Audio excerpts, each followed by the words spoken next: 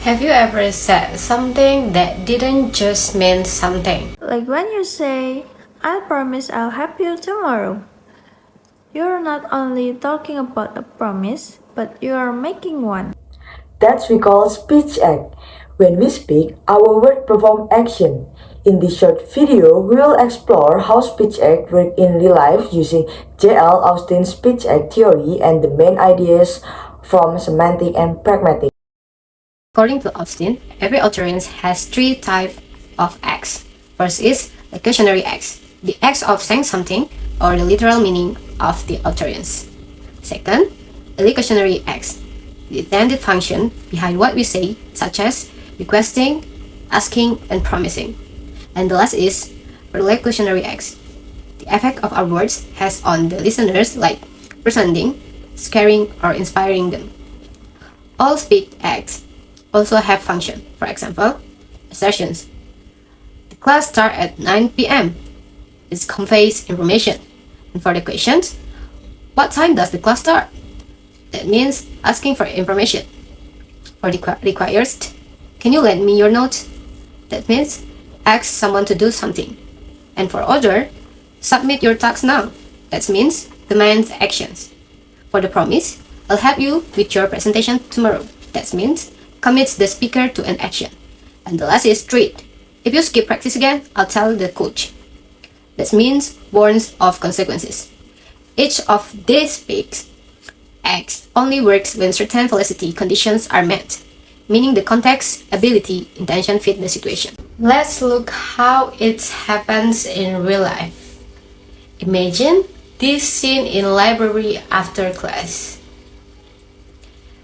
Can you help me print my report?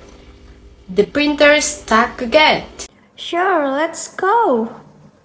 In this conversation, the locutionary act is a literal question. Can you help me print my report? The illocutionary act is a request for help. And the perlocutionary act is that the listener agrees and helps. The function here is a request and the sentence type is interrogative.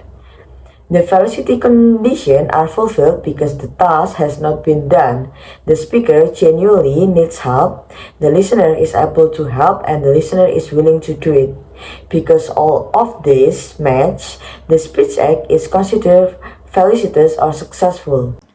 Now, let's see an indirect speech act. When what is meant is different from what is literally said. It's really hot in here. Do you want me to open the window?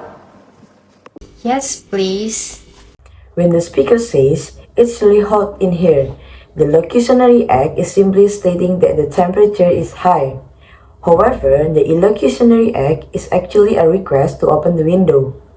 The perlocutionary act occurs when the listener understands and opens it.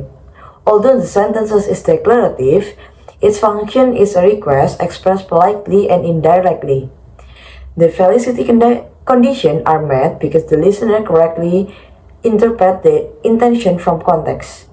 This shows the request can be made indirectly without using imperative form. Hey, do you know where our next class is? Yeah, in Building C, room 204. The locutionary act is the question itself. The illocutionary act is asking for information, and the perlocutionary act is that the listener answers. The function is question and the sentence type is interrogative. The speech act is felicitous because the speaker does not know the information, want to know it, and the listener is able to provide an answer. Now, let's look at performative speech act when saying something actually performs the action. I apologize for sending our report late. Here the locutionary act in the sentence. I apologize for sending our report late. The illocutionary act is the act of apologizing. The perlocutionary act is that the listener accepts the apology. The function is an apology and the verb apologize is a formative verb.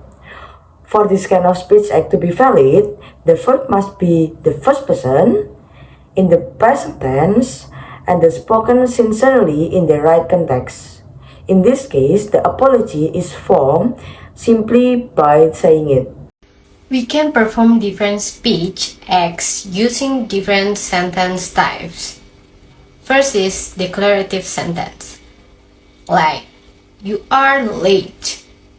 The function is as assertions because they give information. The second is interrogative sentence, like can you close the door? The function as requires because they ask someone to do something. And the last is imperative sentence, like close the door. Function as orders because they demand an action. But sometimes the form and the function don't match. For example, a question like, "Can you help me?" is actually a request, not just a question. So, every time we speak, we're not just producing sentences, but we're also performing actions. We express meaning, show intention, and affect others through our words.